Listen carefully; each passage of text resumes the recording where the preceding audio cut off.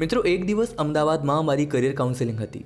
Counselling પૂરી કરી જ્યારે મેં અમદાવાદ ફરવાનો વિચાર કર્યો તો ફરતા ફરતા મારી નજર રસ્તાની સાઈડ પર પડેલા એક કૂતરા પર ગઈ, જે બિચારો ખૂબ જ ગંભીર હાલતમાં તેમજ કોઈ રોગથી પીડાઈ રહ્યો હતો. આ વચ્ચે મેં નજીકના પશુ સારવાર કેન્દ્રમાં ગયો, પરંતુ તે કોઈ કારણવશ બંધ હતું.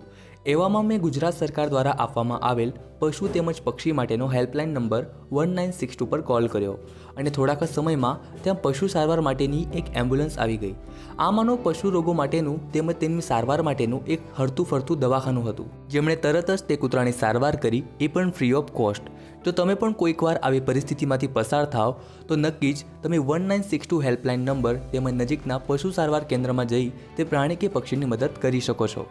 હવે મારો આ ઇન્સિડન્ટ તમારી સાથે શેર કરવાનું કારણ કે જો તમે પણ પશુ પ્રેમી છો તથા ભવિષ્યમાં પશુઓ માટે કંઈક કરવા માંગો છો તો આ વિડીયો કમ્પ્લીટલી તમારા માટે છે.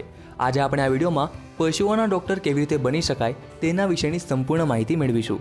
નમસ્કાર મિત્રો, હું છું હર્ષ તમારી સાથે અને સ્વાગત કરું છું આપ સૌનું બાપ્પા ક્લાસીસમાં. આ સાથે જો તમે આ ચેનલને ફર્સ્ટ ટાઈમ વિઝિટ કરો છો તો ચેનલ જરૂર સબસ્ક્રાઈબ કરો, જેથી આવા જ કારકિર્દીલક્ષી વધુ વિડીયોઝની અપડેટ તમને મળતી રહેશે. તો મિત્રો, પશુઓના ડૉક્ટર, જેને વિજ્ઞાનની ભાષામાં વેટરનરી ડૉક્ટર તરીકે ઓળખવામાં આવે છે. હવે આ વેટરનરી ડૉક્ટર બનવા માટે તથા એક પ્રતિષ્ઠિત પશુ ચિકિત્સક બનવા માટે ફર્સ્ટ ઓફ ઓલ તમારું ધોરણ 12 સાયન્સ સ્ટ્રીમમાં હોવું આવશ્યક છે, એ પણ પીસીબી અર્થાત ફિઝિક્સ, કેમેસ્ટ્રી અને બાયોલોજી સબ્જેક્ટ સાથે.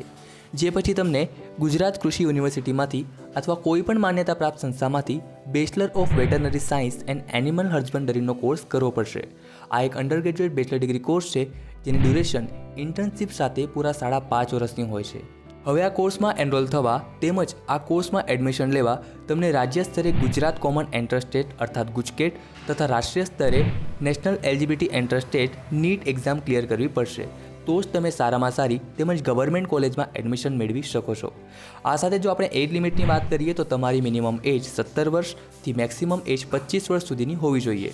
આ ઉપરાંત મિત્રો, હું તમને જણાવી દઉં કે તમે ધોરણ 10 પછી પણ આ ક્ષેત્રે કારકિર્દી બનાવી શકો છો. ધોરણ 10 પછી તમે ડિપ્લોમા ઇન એનિમલ હસબન્ડરી અર્થાત DAHનો 2 વર્ષીય ડિપ્લોમા કોર્સ કરી શકો છો અને આ ફિલ્ડનો ડિપ્લોમા પ્રાપ્ત કરી શકો છો.